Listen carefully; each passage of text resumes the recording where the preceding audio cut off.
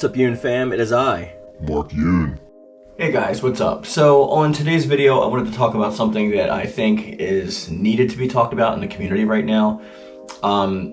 That thing is like the possibility, obviously, like how we're gonna deal with not having season 3. So we're already like on the edges, I guess you would say, of the precipice of the fact that we're not going to get a season 3. At least that's the beliefs that I hold, and other fellow connoisseurs of this game, as you would call us. I don't really know like how they can get themselves out of this. If we don't get it at Evo, like in July or the end of June, whatever it is, then we're not getting it. Like, that's just all there is to it. If you want to know why those are, I have plenty of videos in the past like talking about like the possibilities of season 3 and what Bandai Namco's role plays in that as a publisher, what the directors also have to do, the producers, all that good stuff. So you can go check those videos out. Obviously a subscription would be great, but I mean, if you just want to check those videos out to get caught up with this video, that's even better. But so besides the biggest factor being here that that Masayama, the director, has been like silent, and Motohiro Okubo, who is the lead producer on this game and part of Project Soul, has been working on another game for the past couple months. So there's no lead producer on Soul Calibur currently. And this shows in a variety of ways, mostly being the radio silence from their social media partners, especially their lead social media correspondent that actually gives us the information on Twitter. We're talking EU, we're talking JP, we're talking US. Like, no, they've all been like radio silent for months now, and it's already coming up, I think, on like the 4th or 5th month that we haven't had anything since like Hwang Sung-kyung. And we all loved the way that season 2 left off, especially narratively speaking. And forgive the uhs and ohs, as you guys know, I haven't done a recorded video in about a month because I moved. So I'm happy to be back at it, but thank you for being patient, I appreciate it. The Yoon-Fam is the best fam.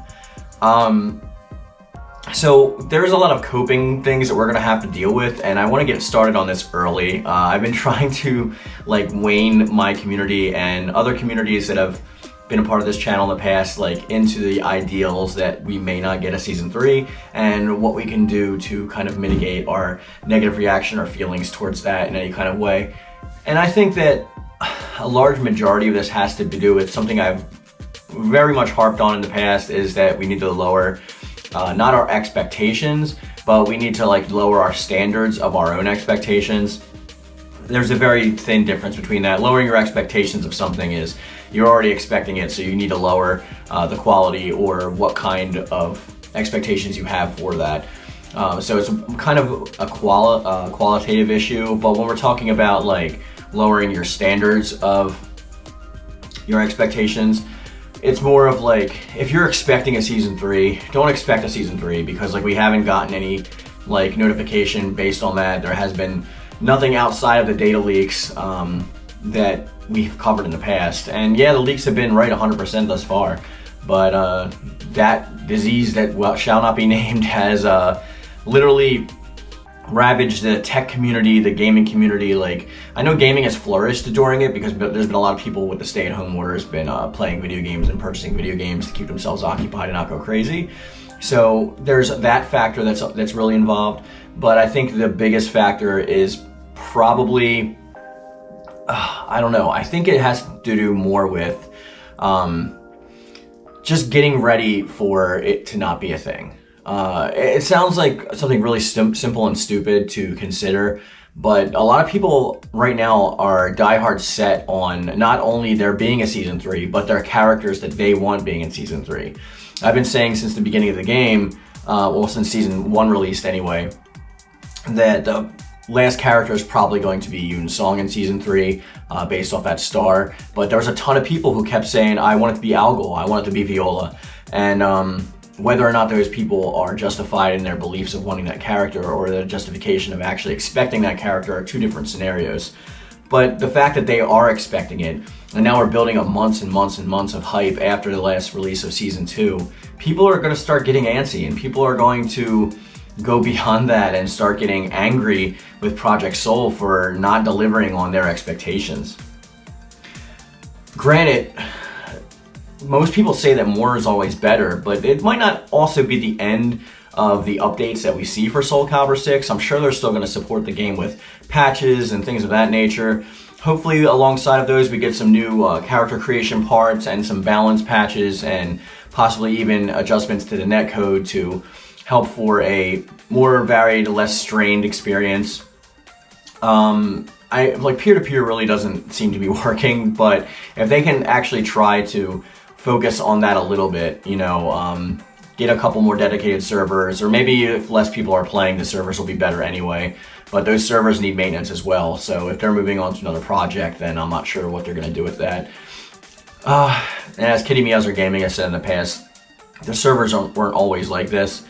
The first year or so of the game, like, it was pretty playable online, and only recently has it become, like, pretty atrocious to try and have any kind of solidarity between matches. Now, I'm not saying that everyone's going to have the same unified experience, because obviously internet connectivity, internet connections, internet bandwidth speeds, all that stuff goes into playing how your internet experience is, and you're also playing against another live person, which is also involved, so it doesn't matter if you have 5 bars and you're like gigabit internet. If you're playing against like somebody with like 1 red bar with like dial-up, like you're not going to have a good time. But there are ways to mitigate those kind of problems. Like instead of like making a peer-to-peer system, you can set up dedicated servers in which like server to server connects to each other instead of a person to person. There's also other network issues that they can do by putting automatic maintenance bots in. There's a bunch of stuff that they can do, but that's not what we're here to talk about. So there's a couple ways that I am personally using to try and get over the tragedy that we probably will not be seeing in Season 3. Even though I wasn't super excited about any of the postulated characters for that season, there's still some semblance of upset there. You know, like I was looking forward to Yoon-Song a bit, even though I do have Hwang. Hong would also be great, you know. Aeon would add a lot of character creation parts and stuff to the lizard race, which is vastly and greatly needed and a necessity at this point. Rock, he could have been overhauled into a playable character that maybe I enjoyed using this time around. I mean, like, there's a lot of different things they could have done, and the guests, like, what guests would they would have brought? I mean, like, obviously, pretty much we all were like guessing it's going to be like Cloud or Dante, but could possibly even be like Ryu Hayabusa, because of the released Ninja Gaiden games, the updates. But I don't know. So what I've been possibly doing myself, outside of like the normal things, like distracting yourself or playing another game, is just looking forward to the possibilities of of Soul Calibur 7. So I've gone back and I've replayed the story from like start to finish. I've watched the cinemas and stuff, and I've gone into that with the connectivity of the prior seasons with Season 2, so that story is building up more hype for me now. Thanks for watching this first part of this 2-part video. I wanted to break it up in 2 parts so you guys weren't inundated with a giant 20-minute long video. So I will see you tomorrow for part 2. Thanks again. As always, I love it. Thank you. And thank you.